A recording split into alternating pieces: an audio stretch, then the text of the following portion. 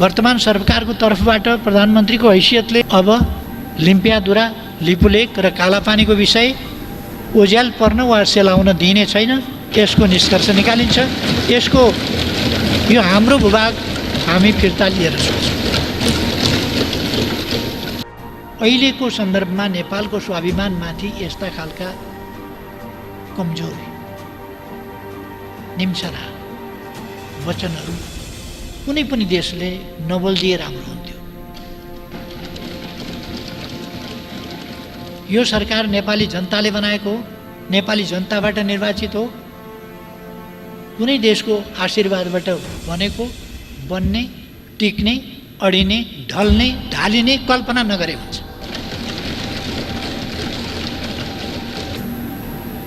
यो एमसीसी अहिलेको सरकारले सम्झौता गरेको होइन, अघिल्लो संयुक्त सरकारले सम्झौता गरे। देशको भूगोल ठुलो वा सानो हुन सक्दछ, जनसङ्ख्या ठुलो वा सानो हुन सक्दछ, विकासमा अगाडि वा पछाडि हुन सक्दछ, तर राष्ट्रियता सानो वा ठुलो हुँदैन। नेपाली जनताले गएको चुनावमा enough enough enough and more than enough भनेर त यो सरकार बनाएको।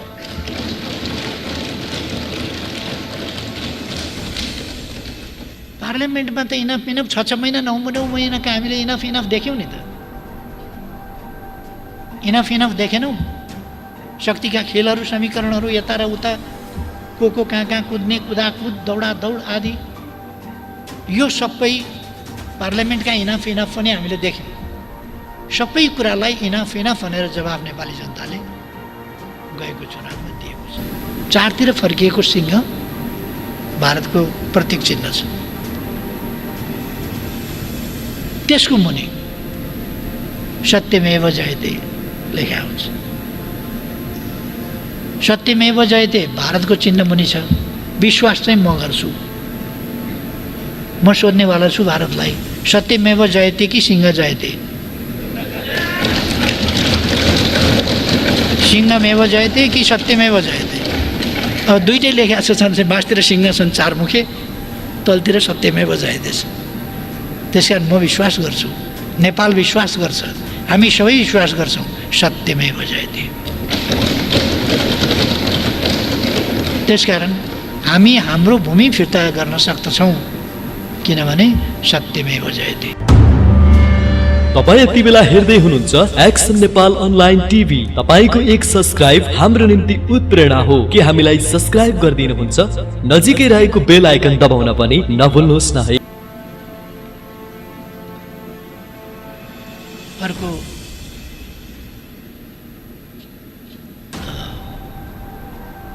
यो नयाँ नक्सा प्रकाशित गरेको लिम्पियाधुरा, लिपुलेक र कालापानीको सम्बन्धमा आवाज उठाएको आदि प्रश्नहरूको प्रसङ्गमा हो या अरू प्रसङ्गमा हो, यो तथाकथित राष्ट्रवाद भनेर नामाकरण गरिएको, विशेषण दिइएको पनि म सुन्छु। म साथीहरूलाई आग्रह गर्न चाहन्छु, नेपाल जस्तो देशले, जो दुईटा ठुला बलिया देशहरूका बिचमा छ, यस्तो देशले तथाकथित राष्ट्रवादको बाटो, देखावा राष्ट्रवादको बाटो अथवा लम्पसारवादको बाटो, राष्ट्रवाद नहुने बाटो समाउनु हुँदैन।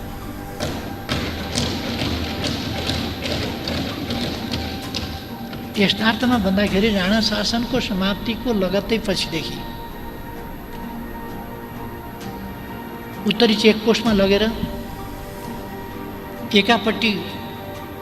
एकापट्टिको छिमेकीको सेना अर्कोपट्टिको छिमेकीको बोर्डरमा लगेर राख्ने खालको अशोभनीय, मन्त्री परिषदको बैठकमा अर्को देशको राजदूत ल्याएर उपस्थित गराएर बैठक गर्ने खालको अशोभनीय खालको यस्ता खालका प्रवृत्तिहरू 17वटा चेकपोस्ट उत्तरतिर राखिए। राष्ट्रियता कमजोर हुने, हाम्रो स्वाभिमान झुक्ने, हामी न्यूरने, हामीले स्वाधीनताको एहसास गर्न त के, त्यो परिकल्पना गर्न नसक्ने खालको स्थिति त्यस्तो हुनु हुँदैन। मैले पहिलेदेखि पनि भन्दै आएको छु, कुनै देशको भूगोल ठुलो वा सानो हुन सक्छ, जनसङ्ख्या ठुलो वा सानो हुन सक्दछ, विकासमा अगाडि वा पछाडि हुन सक्दछ, तर राष्ट्रियता सानो वा ठुलो हुँदैन। सबै राष्ट्रहरू बराबरीको हैसियत राख्छन् र सबै राष्ट्रहरूले बराबर स्वाधीनताको प्रयोग गर्न पाउनुपर्छ। आफ्ना स्वाधीन, आफ्ना निम्ति र आफूसँग सम्बन्धित वा विश्वसँग सम्बन्धित आफ्ना नीतिहरू आफूले तय गर्न, आफूले कार्यान्वयन गर्न, आफूले अगाडि बढाउन पाउनुपर्छ। हामी कहिले कहिले सुन्ने गर्छौँ,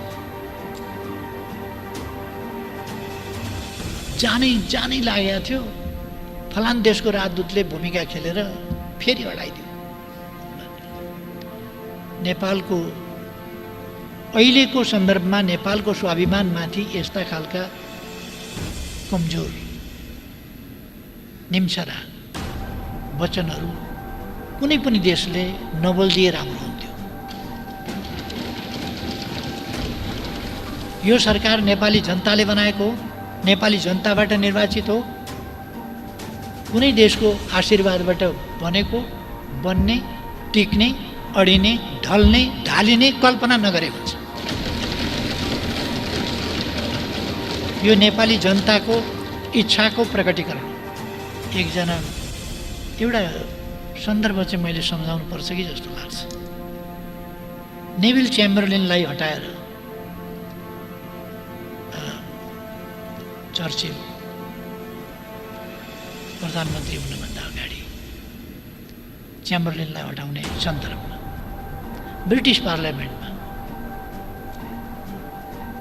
अति भयो, इनफ इनफ नारा लाग्यो।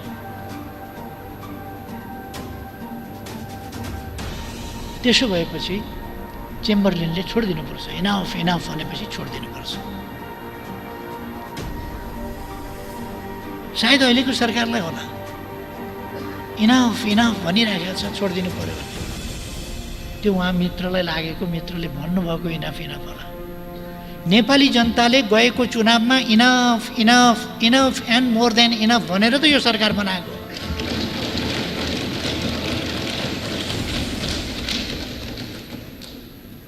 त्यसकारण कुनै भ्रम नरहोस्, म आग्रह गर्न चाहन्छु, इनफ नभनिकन त बनाएको होइन नि। किन यो पर्मानेन्ट सरकार बनाइयो? त्यसकारण यो जनादेशबाट आएको जनादेशलाई कदर गर्छ।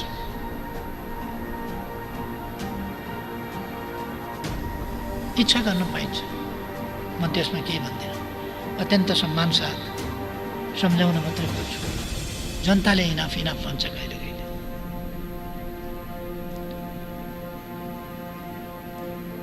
यो सरकार त्यसैको उपज हो। त्यसकारण यो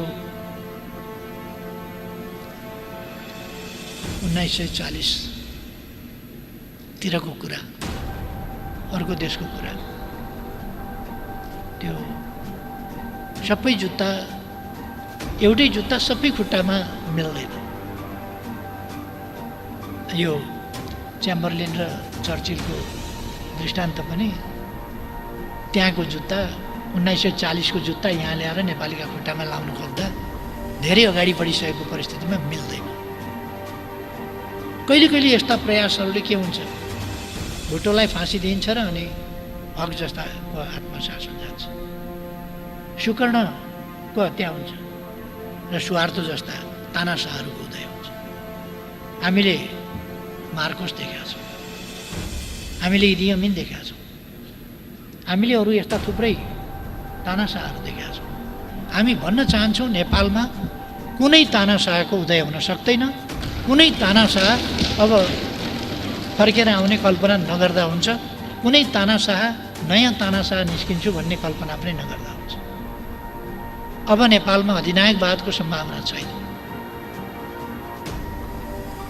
र र नेपाल डेमोक्रेसीबाट पछि हट्दैन।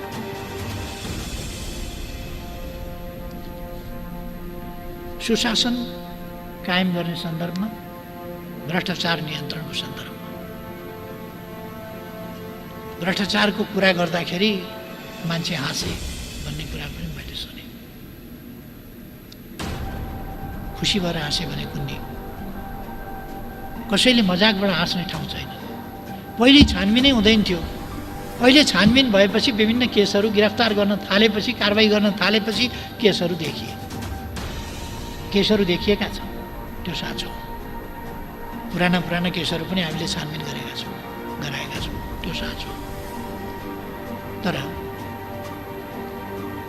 भ्रष्टाचार छानबिन गर्ने, कारबाही गर्ने, त्यसको नियन्त्रण गर्ने त्यो प्रयास तीव्रताका साथ हामी अगाडि बढाइरहेका छौँ। त्यसकारण विचित्र लाग्छ मलाई, यस्तो 38 क्विन्टल सुनको कारोबार भयो, नेपाललाई बाटो बनाएर तस्करी भयो, छानबिन गर्दा त्यो पाइयो। त्यो त भइरहेको रहेछ।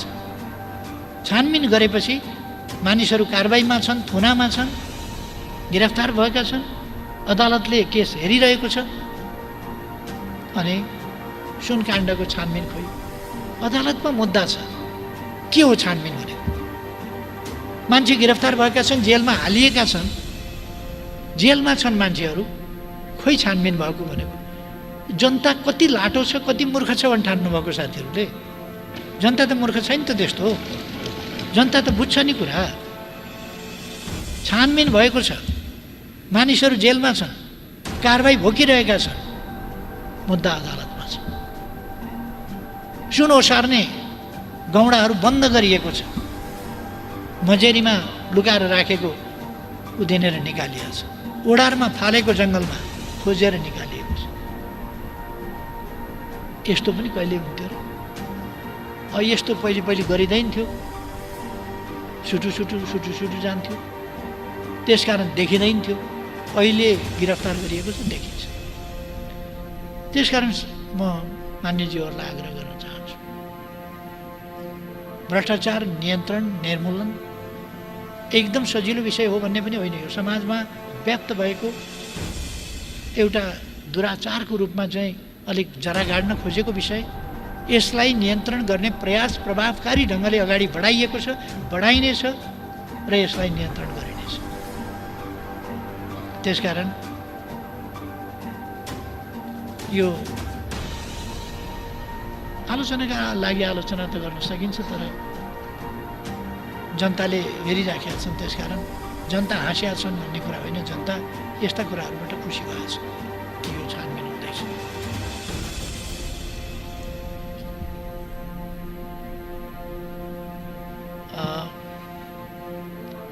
हामीले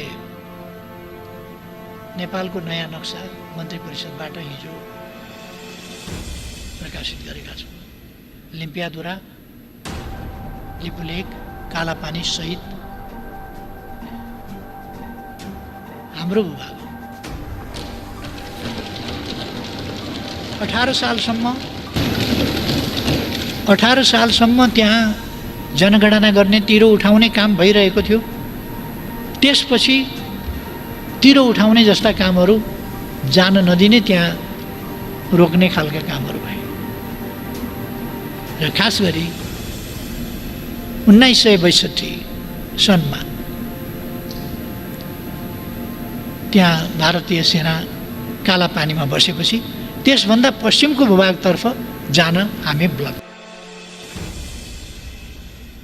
ब्लक भयौँ, हामीलाई ब्लक गरियो र त्यस बेलाका शासकहरूले त्यस कुरालाई सहेर र त्यो विषय ताजा विषयको रूपमा नभएर ओझेलमा पर्दै गयो।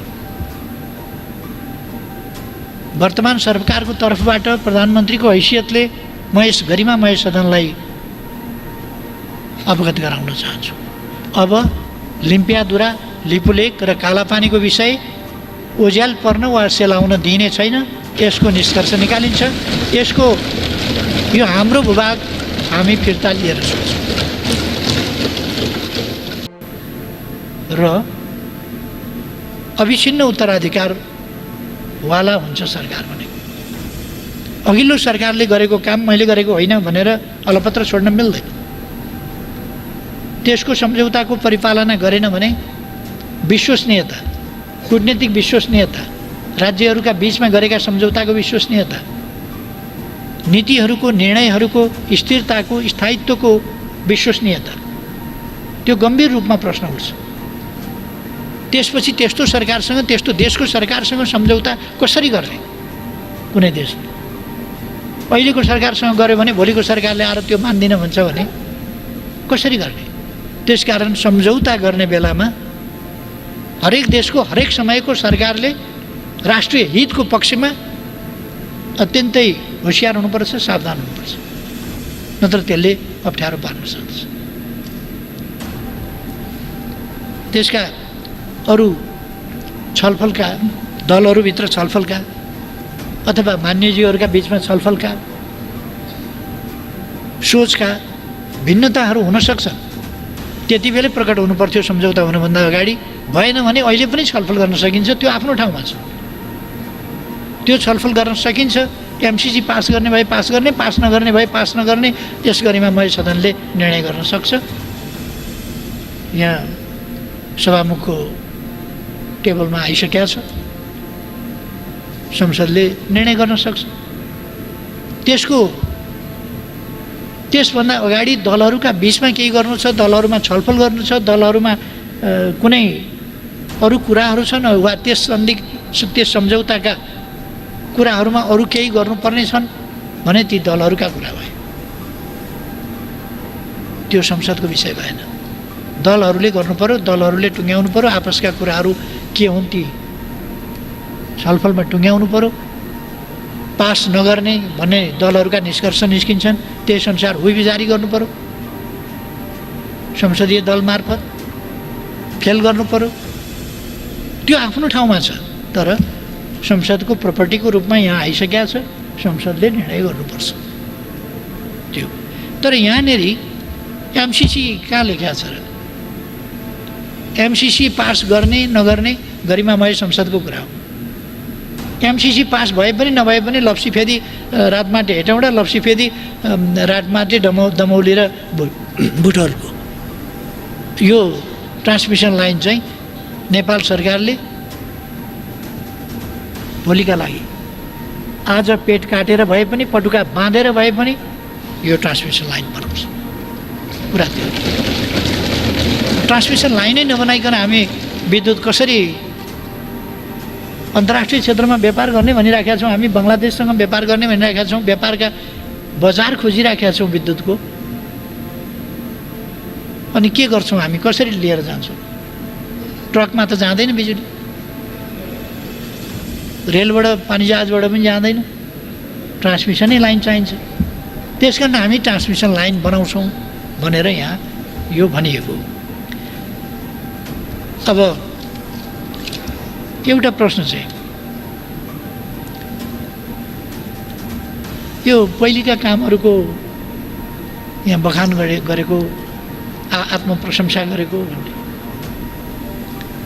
आत्मभर्सना गर्नुपर्ने खालका राष्ट्रियताको सवालमा, लोकतन्त्रको सवालमा, विकास निर्माणको सवालमा, अर्थतन्त्रको सवालमा अथवा ट्रान्जिसनल फेजलाई अगाडि बढाउने सवालमा अथवा उत्पादन वृद्धिका सवालमा, शान्ति सुव्यवस्थाका सवालमा, कुनै पनि सवालमा अहिलेको सरकारले आत्मभर्सना गर्नुपर्ने, यो गल्ती गरेको छ भन्ने खालका त्यस्ता कामहरू गरेको छैन। सोचेर विचार गरेर आजको समयअनुसार देशलाई कसरी अगाडि बढाउने भनेर सोचेर काम गर्ने, काम गरिसकेपछि ज्या आइ भन्न नपरोस्, यस्तो गल्ती भएछ भन्न नपरोस्। त्यसकै कारण हामीले सकेसम्म तीव्रता दिन खोजेका छौँ काममा, सकेसम्म तीव्रता ल्याउन खोजेका छौँ काममा। अहिले कोरोना भाइरसले गर्दा अलिकति व्यवधान भयो, त्यो ठिकै हो। तर यस व्यवधानलाई पनि हामीले पार गर्नै पर्छ, पार गरिनेछ र देशलाई फेरि पनि अगाडि बढाउनेछ।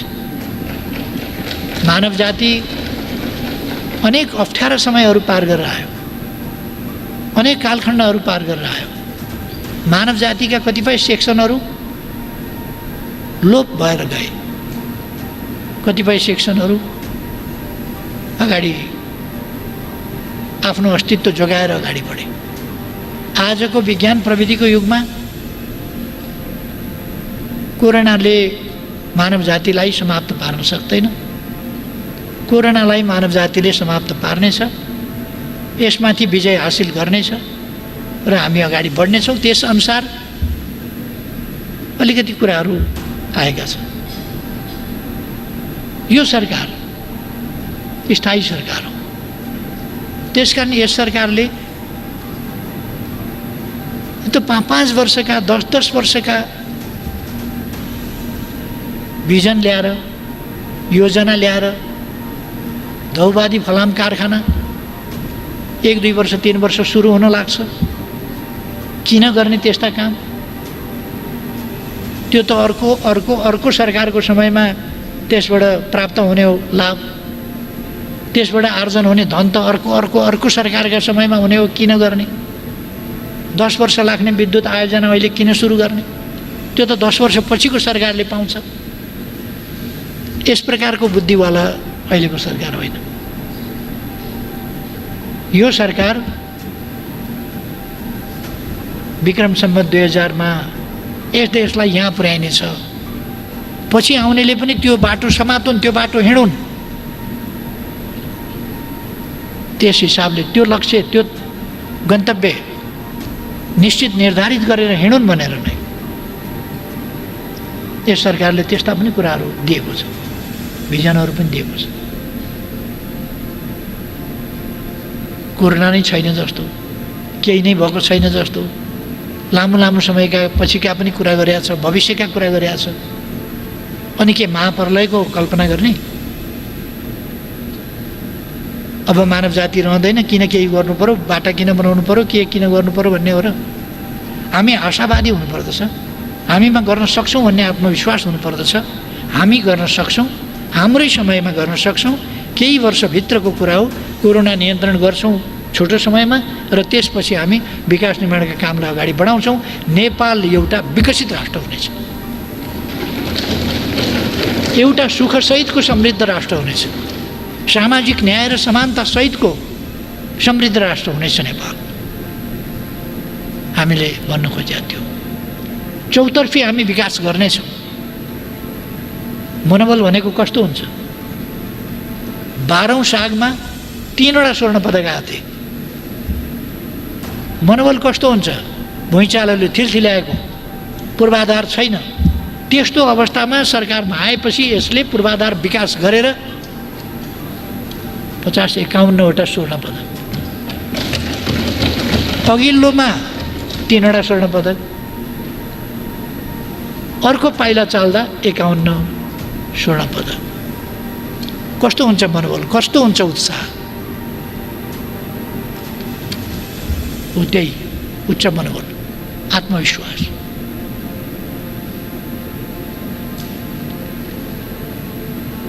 यस हिसाबले यस सरकारले 2 वर्षमा हामीले कति काम गर्यौँ, कति बाटो बनायौँ, कति पुल बनायौँ, कति झोलुङ्गे पुल बनायौँ, कति विद्युत उत्पादन गर्यौँ, विद्युतको खपत प्रति व्यक्ति कति बढायौँ? मैले भनिरहनु पर्ला जस्तो लाग्दैन। 3600 किलोमिटर पक्की बाटो 2 वर्षमा, 1 लेनको होइन, 2 लेन, 4 लेन, 6 लेनका बाटाहरू गरेर 3600 प्लस किलोमिटर बाटो 2 वर्षमा बन्यो। यसै रफ्तारले विकासको गति अगाडि बढ्थ्यो भने के हुन्थ्यो होला? योभन्दा तीव्र गतिले अगाडि बढ्नेछ। 325वटा पुल बने, पक्की पुल, सडक पुलहरू यसबीचमा। पहिले मैले तुइन विस्थापनको कुरा गरेँ, म सरकारबाट हटेपछि तुइन विस्थापन जस्ता तस्तै भयो। फेरि आएर यो 2 वर्षमा तुइन विस्थापनको काम सम्पन्न गरिएको छ। एउटा एरा को अन्त्य, तुई नेराको अन्त्य त्यो गरिरहेछ।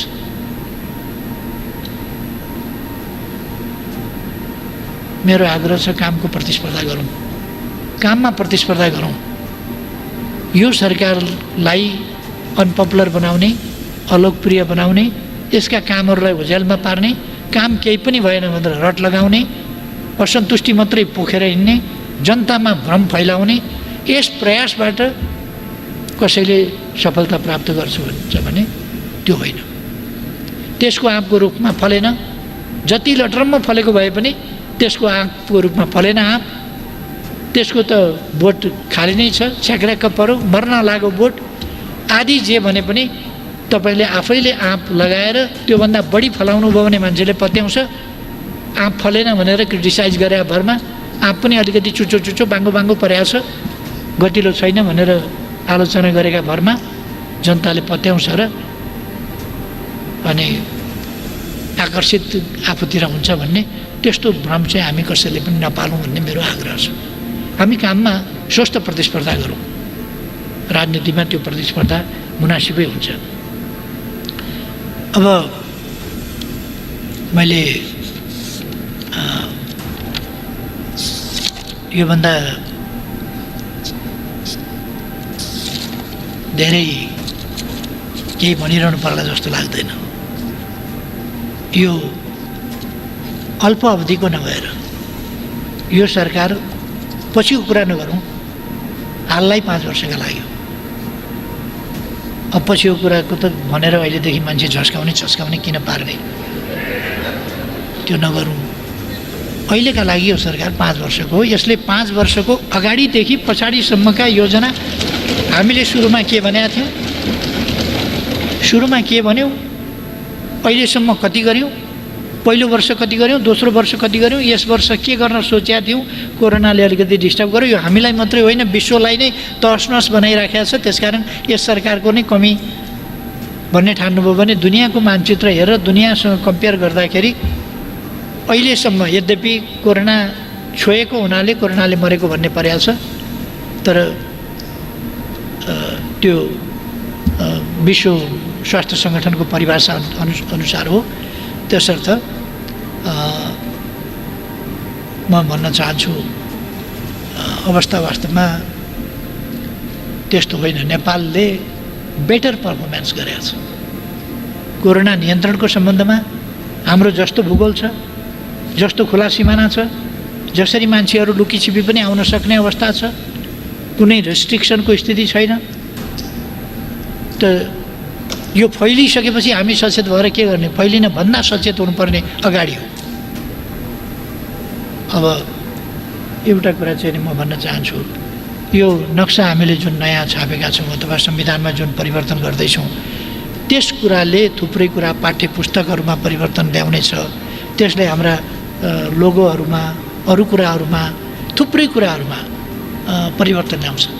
तर यो एउटा ऐतिहासिक काम हो र यसले नेपालको मानचित्रमा अहिले एकखालको परिवर्तन ल्याएको छ र ठोस कूटनीतिक पहलहरूद्वारा एकदम सजिलो हुने छैन। जे लक्षण हामीले देखेका छौँ, जस्तो मान्छेहरूले टिप्पणी गर्दैछन् त त्यसबाट हामीले देखेका छौँ। तर भारतको एउटा प्रतीक चिन्ह छ, त्यो भारत भनेर चिनिने अशोकाले स्थापना गरेको 4 मुखे सिंह। बोल्ने अभ्यासका प्रचलनहरू देखिआएको, भोगिआएको परिस्थितिमा त्यसो आकलन गर्नु पनि त्यति अस्वाभाविक होइन होला। तर अहिलेको सरकारको तर्फबाट म भन्न चाहन्छु, यो कुनै तमासा गरिएको होइन, यो देखावा गरिएको होइन, यो यथार्थमा फिर्ता लिनका निम्ति गरिएको हाम्रो विभाग हो र हामी फिर्ता लिन्छौँ। नक्सा प्रकाशित पारित भएको छ, हिजो प्रकाशित आज भोलिसम्ममा होला।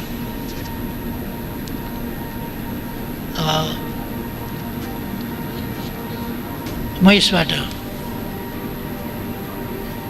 सिंगै राष्ट्र खुसी हुनेछ विश्वास गर्दछु।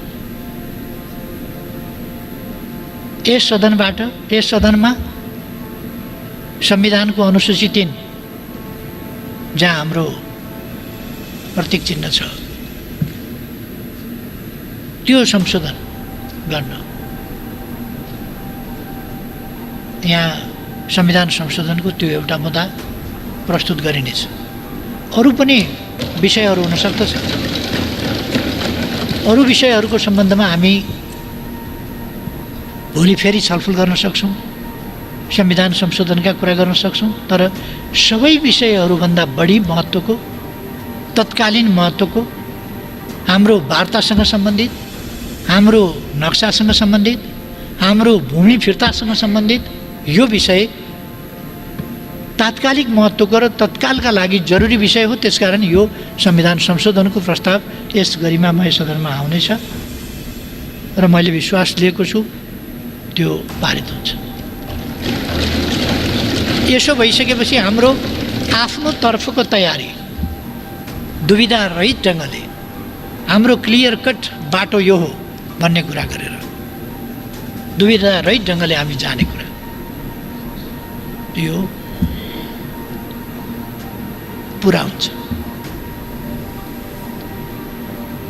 म ठान्छु संविधानको अनुसूची 3 नेपालको नक्सा समेत जहाँ अङ्कित छ त्यो संसदले पारित गरेका दिन देशमा दीपावली हुनेछ राष्ट्रियताको पक्षमा। मैले त्यो विश्वास लिएको छु।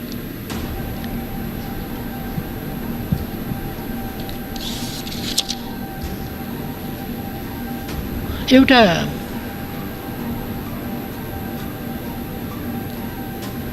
प्रश्न अलिकति केही साथीहरूले उठाउनु भएको छ। 211 नम्बर बुँदामा नीति कार्यक्रमको 211 नम्बर बुँदामा लप्सीफेदी रातमाटे हेटौँडा र लप्सीफेदी रातमाटे दमौली बुटवल ट्रान्समिसन लाइनको 400 केबी ट्रान्समिसन लाइनको उल्लेख छ। त्यसो भएपछि कतिले भन्नुभएको छ, टिप्पणी गर्नुभएको छ, आशंका व्यक्त गर्नुभएको छ यो पछाडिको ढोकाबाट एमसिसी ल्याउन खोजियो, जसकेलाबाट एमसिसी छिराउन खोजियो। म स्पष्ट पार्न चाहन्छु यो हाम्रो प्राविधिकहरूले, हाम्रो इन्जिनियरहरूले, हाम्रा विद्युत विज्ञहरूले लप्सीफेदी रातमाटे हेटौँडा र लप्सीफेदी रातमाटे डमौली र बुटवलको ट्रान्समिसन लाइन आवश्यक छ। नत्र भने हामीले विद्युत उत्पादन गर्ने तर विद्युत बहन गर्ने, त्यसलाई लिएर जाने, त्यसलाई ट्रान्सफर गर्ने माध्यम भएन भने उत्पादन गरेको बिजुली के गर्ने? त्यसकारण त्यो उत्पादन गरेको बिजुली उत्पादनै गर्न सकिँदैन, त्यो त्यत्तिकै मेसिन थानको लगाएर राख्नुपर्ने हुन्छ। हाम्रो जलस्रोतको धनी देश, हामी बेसरी विद्युत उत्पादन गर्दैछौँ र त्यसरी उत्पादन गरेको बिजुली अनि ट्रान्समिसन लाइन चाहिएन। त्यसकारण यो प्रश्न ट्रान्समिसन लाइन बनाउने भन्ने कुरा हो र ट्रान्समिसन लाइन अनिवार्य ढङ्गले बनाइन्छ। यो पछाडिको ढोकाबाट होइन, अगाडिको ढोकाबाट, जसकेलाबाट होइन, मूल बाटोबाट बनाइन्छ। एमसिसीले बनाउँछ, एमसिसीले नबनाएर अरूले बनाउँछ, त्यसले बनाउँछ, कसैले नभए हामीले बनाउँछौँ। तर यो बन्छ बनाइन्छ। नत्र भने त हामीले जलस्रोतको धनी देश भन्ने विभिन्न यति धेरै अहिले हाइड्रो पावर प्रोजेक्टहरू हामी सञ्चालन गरिरहेका छौँ। यति धेरै प्रोजेक्ट सञ्चालन गरिरहेका छौँ, ती अब निकट भविष्यमा पुरा हुँदैछन्। ट्रान्समिसन लाइन बनाउन 5 वर्ष 4-5 वर्ष कमसेकम लाग्छ। विद्युत उत्पादन गरेको विद्युत बोक्ने त्यो माध्यम चाहिँ हामीसँग छैन। कतिवटा हाइड्रो पावर कम्पनीहरूले उत्पादन सुरु गर्न वा कन्स्ट्रक्सन सुरु गर्न यो भोलि गएर ट्रान्समिसन लाइनको अभावको कारणले हुन नसक्ने देखेर काम रोकेर बसेका छन्। लगानी गरेर उत्पादन भएर कहाँ लाने, ढोकामा बोकेर लाने कुरा भएन, केहीमा बोकेर लाने कुरा भएन। त्यसकारण त्यसका लागि चाहिने ट्रान्समिसन लाइन त्यो अनिवार्य छ, हामी बनाउँछौँ, पहिलो कुरा। दोस्रो कुरा, एमसिसी भनेको मेरो विचारमा यस गरिमामय सदनले छलफल गरेर निष्कर्ष आफूले निकाल्नु पर्यो। अघिल्लो सरकारले वार्ता गर्यो, छलफल गर्यो, एमसिसी सम्झौता गर्यो। अविच्छिन्न उत्तराधिकारको हिसाबले यस सरकारले अघिल्लै सरकारले संसदबाट अनुमोदन गर्नुपर्ने भन्ने समेत सम्झौता गरेको हुनाले यो सरकार आएपछि यसले गरिमामय सभामुख महोदयको टेबलमा संसदको अनुमोदनका लागि प्रस्तुत गर्यो। यो एमसिसी अहिलेको सरकारले सम्झौता गरेको होइन, अघिल्लो संयुक्त सरकारले सम्झौता गरे र अविच्छिन्न उत्तराधिकारवाला हुन्छ सरकार भनेको। अघिल्लो सरकारले गरेको काम मैले गरेको होइन भनेर अलपत्र छोड्न मिल्दैन। त्यसको सम्झौताको परिपालना गरेन भने विश्वसनीयता, कूटनीतिक विश्वसनीयता, राज्यहरूका बीचमा गरेका सम्झौताको विश्वसनीयता, नीतिहरूको, निर्णयहरूको स्थिरताको, स्थायित्वको विश्वसनीयता त्यो गम्भीर रूपमा प्रश्न उठ्छ। त्यसपछि त्यस्तो सरकारसँग, त्यस्तो देशको सरकारसँग सम्झौता कसरी गर्ने? कुनै देशले अहिलेको सरकारसँग गर्यो भने भोलिको सरकारले आएर त्यो मान्दिनँ भन्छ भने कसरी गर्ने? त्यसकारण सम्झौता गर्ने बेलामा हरेक देशको, हरेक समयको सरकारले राष्ट्रिय हितको पक्षमा अत्यन्तै होशियार हुनुपर्छ, सावधान हुनुपर्छ, नत्र त्यसले अप्ठ्यारो पार्न सक्छ। त्यसका अरू छलफलका दलहरूभित्र छलफलका अथवा मान्यज्यूहरूका बिचमा छलफलका सोचका भिन्नताहरू हुन सक्छन्। त्यति बेलै प्रकट हुनुपर्थ्यो सम्झौता हुनुभन्दा अगाडि। भएन भने अहिले पनि छलफल गर्न सकिन्छ, त्यो आफ्नो ठाउँमा छ, त्यो छलफल गर्न सकिन्छ। एमसिसी पास गर्ने भए पास गर्ने, पास नगर्ने भए पास नगर्ने यस गरिमामय सदनले निर्णय गर्न सक्छ। यहाँ सभामुखको टेबलमा आइसकेका छ, संसदले निर्णय गर्न सक्छ। त्यसभन्दा अगाडि दलहरूका बिचमा केही गर्नु छ, दलहरूमा छलफल गर्नु छ, दलहरूमा कुनै अरू कुराहरू छन् वा त्यस सम्झौताका कुराहरूमा अरू केही गर्नुपर्ने छन् भने ती दलहरूका कुरा भए, त्यो संसदको विषय भएन। दलहरूले गर्नु पर्यो, दलहरूले टुङ्ग्याउनु पर्यो, आपसका कुराहरू के हुन् ती छलफलमा टुङ्ग्याउनु पर्यो। पास नगर्ने भन्ने दलहरूका निष्कर्ष निस्किन्छन्, त्यस अनुसार हुइबी जारी गर्नु पर्यो, संसदीय दल मार्फत फेल गर्नु पर्यो। त्यो आफ्नो ठाउँमा छ, तर संसदको प्रपर्टीको रूपमा यहाँ आइसकेका छ, संसदले निर्णय गर्नुपर्छ त्यो। तर यहाँनेरि एमसिसी कहाँ लेखेको छ र? एमसिसी पास गर्ने नगर्ने गरिमामय संसदको कुरा हो। एमसिसी पास भए पनि नभए पनि लप्सीफेदी राजमाटे हेटौँडा, लप्सीफेदी राजमाटे दमौली र बुटवलको यो ट्रान्समिसन लाइन चाहिँ नेपाल सरकारले भोलिका लागि आज पेट काटेर भए पनि, पटुका बाँधेर भए पनि यो ट्रान्समिसन लाइन बनाउँछ। कुरा त्यो ट्रान्समिसन लाइनै नबनाइकन हामी विद्युत कसरी अन्तर्राष्ट्रिय क्षेत्रमा व्यापार गर्ने भनिराखेका छौँ, हामी बङ्गलादेशसँग व्यापार गर्ने भनिराखेका छौँ, व्यापारका बजार खोजिराखेका छौँ विद्युतको। अनि के गर्छौँ हामी? कसरी लिएर जान्छौँ? ट्रकमा त जाँदैन बिजुली, रेलबाट, पानी जहाजबाट पनि जाँदैन, ट्रान्समिसनै लाइन चाहिन्छ। त्यस कारण हामी ट्रान्समिसन लाइन बनाउँछौँ भनेर यहाँ यो भनिएको। अब एउटा प्रश्न चाहिँ यो पहिलेका कामहरूको यहाँ बखान गरेको, आत्मप्रशंसा गरेको भन्ने आत्मभर्सना गर्नुपर्ने खालका राष्ट्रियताको सवालमा, लोकतन्त्रको सवालमा, विकास निर्माणको सवालमा, अर्थतन्त्रको सवालमा अथवा ट्रान्जिसनल फेजलाई अगाडि बढाउने सवालमा अथवा उत्पादन वृद्धिका सवालमा, शान्ति सुव्यवस्थाका सवालमा, कुनै पनि सवालमा अहिलेको सरकारले आत्मभर्सना गर्नुपर्ने, यो गल्ती गरेको छ भन्ने खालका त्यस्ता कामहरू गरेको छैन। सोचेर विचार गरेर आजको समयअनुसार देशलाई कसरी अगाडि बढाउने भनेर सोचेर काम गर्ने, काम गरिसकेपछि जे आइ भन्न नपरोस्, यस्तो गल्ती भएछ भन्न नपरोस्। त्यसकै कारण हामीले सकेसम्म तीव्रता दिन खोजेका छौँ काममा, सकेसम्म तीव्रता ल्याउन खोजेका छौँ काममा। अहिले कोरोना भाइरसले गर्दा अलिकति व्यवधान भयो, त्यो ठिकै हो, तर यस व्यवधानलाई पनि हामीले पार गर्नै पर्छ, पार गरिनेछ र देशलाई फेरि पनि अगाडि बढाउनेछ। मानव जाति अनेक अप्ठ्यारा समयहरू पार गरेर आयो, अनेक कालखण्डहरू पार गरेर आयो।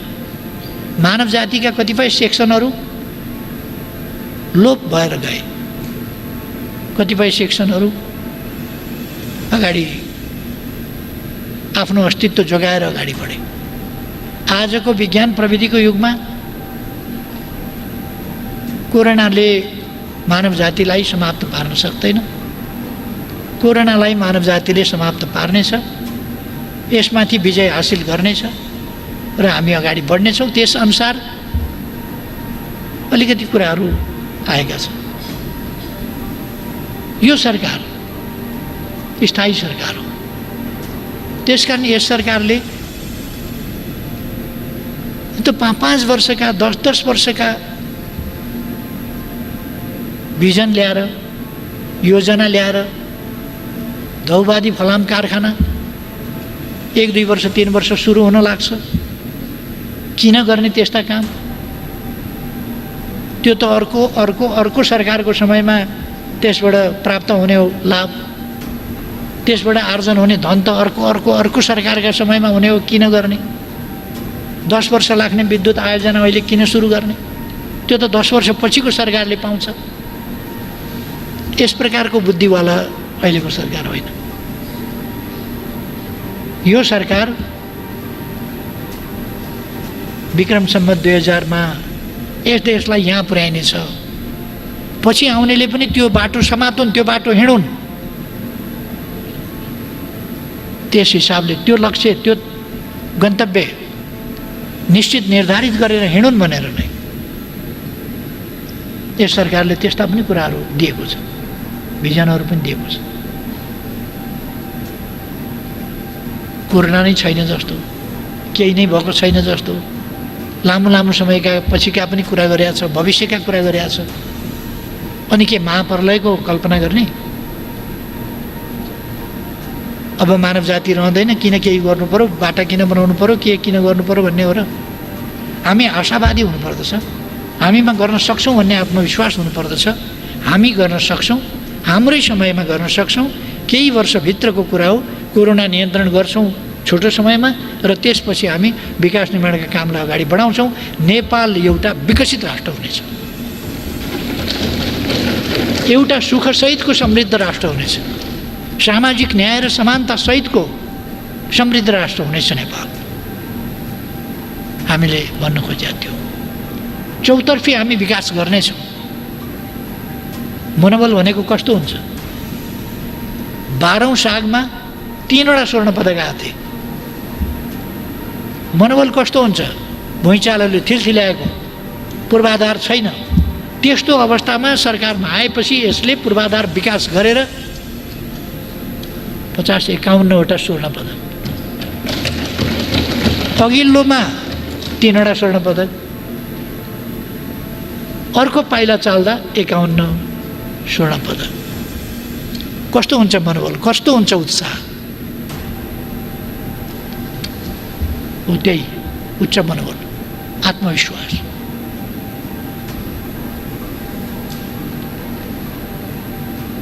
यस हिसाबले यस सरकारले 2 वर्षमा हामीले कति काम गर्यौँ, कति बाटो बनायौँ, कति पुल बनायौँ, कति झोलुङ्गे पुल बनायौँ, कति विद्युत उत्पादन गर्यौँ, विद्युतको खपत प्रति व्यक्ति कति बढायौँ।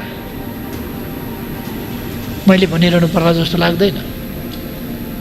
3600 किलोमिटर पक्की बाटो 2 वर्षमा, 1 लेनको होइन, 2 लेन, 4 लेन, 6 लेनका बाटाहरू गरेर 3600 प्लस किलोमिटर बाटो 2 वर्षमा बन्यो। यसै रफ्तारले विकासको गति अगाडि बढ्थ्यो भने के हुन्थ्यो होला? योभन्दा तीव्र गतिले अगाडि बढ्नेछ। 325वटा पुल बने, पक्की पुल, सडक पुलहरू यसबीचमा। पहिले मैले तुइन विस्थापनको कुरा गरेँ। म सरकारबाट हटेपछि तुइन विस्थापन जस्ता तस्तै भयो। फेरि आएर यो 2 वर्षमा तुइन विस्थापनको काम सम्पन्न गरिएको छ। एउटा एराको अन्त्य, तुइन एराको अन्त्य त्यो गरिएको छ।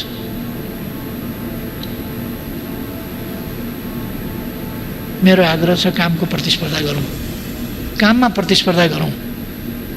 यो सरकारलाई अनपपुलर बनाउने, अलोकप्रिय बनाउने, यसका कामहरूलाई होझ्यालमा पार्ने, काम केही पनि भएन भनेर रट लगाउने, असन्तुष्टि मात्रै पोखेर हिँड्ने, जनतामा भ्रम फैलाउने, यस प्रयासबाट कसैले सफलता प्राप्त गर्छु भन्छ भने त्यो होइन। त्यसको आँपको रुखमा फलेन, जति लटरम्म फलेको भए पनि त्यसको आँपको रुखमा फलेन आँप। त्यसको त बोट खाली नै छ, छ्याक्र्याक्क पऱ्यो, मर्न लाग्यो बोट आदि। जे भने पनि तपाईँले आफैले आँप लगाएर त्योभन्दा बढी फलाउनु भयो भने मान्छेले पत्याउँछ। आँप फलेन भनेर क्रिटिसाइज गरे भरमा आँप पनि अलिकति चुचो चुचो बाङ्गो बाङ्गो परेको छ, गतिलो छैन भनेर आलोचना गरेका भरमा जनताले पत्याउँछ र अनि आकर्षित आफूतिर हुन्छ भन्ने त्यस्तो भ्रम चाहिँ हामी कसैले पनि नपालौँ भन्ने मेरो आग्रह छ। हामी काममा स्वस्थ प्रतिस्पर्धा गरौँ, राजनीतिमा त्यो प्रतिस्पर्धा मुनासिबै हुन्छ। अब मैले योभन्दा धेरै केही भनिरहनु पर्ला जस्तो लाग्दैन। यो अल्प अवधिको नभएर यो सरकार पछिको कुरा नगरौँ, हाललाई 5 वर्षका लाग्यो। अब पछिको कुराको त भनेर अहिलेदेखि मान्छे झस्काउने किन पार्ने, त्यो नगरौँ। अहिलेका लागि यो सरकार 5 वर्षको हो। यसले 5 वर्षको अगाडिदेखि पछाडिसम्मका योजना हामीले सुरुमा के भनेका थियौँ, सुरुमा के भन्यौँ, अहिलेसम्म कति गऱ्यौँ, पहिलो वर्ष कति गऱ्यौँ, दोस्रो वर्ष कति गऱ्यौँ, यस वर्ष के गर्न सोचेका थियौँ। कोरोनाले अलिकति डिस्टर्ब गर्यो। यो हामीलाई मात्रै होइन, विश्वलाई नै तहस-नहस बनाइराखेको छ। त्यसकारण यस सरकारको नै कमी भन्ने ठान्नुभयो भने दुनियाँको मानचित्र हेरेर दुनियाँसँग कम्पेयर गर्दाखेरि अहिलेसम्म, यद्यपि कोरोना छोएको हुनाले कोरोनाले मरेको भन्ने परेको छ, तर त्यो विश्व स्वास्थ्य सङ्गठनको परिभाषा अनुसार हो। त्यसर्थ म भन्न चाहन्छु अवस्था वास्तवमा त्यस्तो होइन। नेपालले बेटर पर्फर्मेन्स गरेको छ कोरोना नियन्त्रणको सम्बन्धमा। हाम्रो जस्तो भूगोल छ, जस्तो खुला सिमाना छ, जसरी मान्छेहरू लुकीछिपी पनि आउन सक्ने अवस्था छ, कुनै रेस्ट्रिक्सनको स्थिति छैन। त यो फैलिसकेपछि हामी सचेत भएर के गर्ने, फैलिन भन्दा सचेत हुनुपर्ने अगाडि हो। अब एउटा कुरा चाहिँ म भन्न चाहन्छु, यो नक्सा हामीले जुन नयाँ छापेका छौँ अथवा संविधानमा जुन परिवर्तन गर्दैछौँ, त्यस कुराले थुप्रै कुरा पाठ्य पुस्तकहरूमा परिवर्तन ल्याउनेछ। त्यसले हाम्रा लोगोहरूमा, अरू कुराहरूमा, थुप्रै कुराहरूमा परिवर्तन ल्याउँछ। तर यो एउटा ऐतिहासिक काम हो र यसले नेपालको मानचित्रमा अहिले एक खालको परिवर्तन ल्याएको छ र ठोस कूटनीतिक पहलहरूद्वारा एकदम सजिलो हुने छैन। जे लक्षण हामीले देखेका छौँ, जस्तो मान्छेहरूले टिप्पणी गर्दैछन् त त्यसबाट हामीले देखेका छौँ। तर भारतको एउटा प्रतीक चिन्ह छ, त्यो भारत भनेर चिनिने अशोकाले स्थापना गरेको 4 मुखे सिंह, चारतिर फर्किएको सिंह भारतको प्रतीक चिन्ह छ। त्यसको मुनि सत्यमेव जयते लेखा हुन्छ। सत्यमेव जयते भारतको चिन्ह मुनि छ। विश्वास चाहिँ म गर्छु, म सोध्नेवाला छु भारतलाई, सत्यमेव जयते कि सिंह जयते? सिंहमेव जयते कि सत्यमेव जयते? अब दुइटै लेखेका छन्, बाँसतिर सिंह छन् 4 मुखे, तलतिर सत्यमेव जयते छ। त्यस कारण म विश्वास गर्छु, नेपाल विश्वास गर्छ, हामी सबै विश्वास गर्छौँ, सत्यमेव जयते। त्यसकारण हामी हाम्रो भूमि फिर्ता गर्न सक्दछौँ, किनभने सत्यमेव जयते। अरू तपशीलका कुराहरू म पछि भन्नेछु। फेरि मान्यजीहरूले केही जिज्ञासाहरू पनि राख्नु होला। त्यसबाहेक अरू भन्नुपर्ने कुराहरू हामी छँदैछौँ।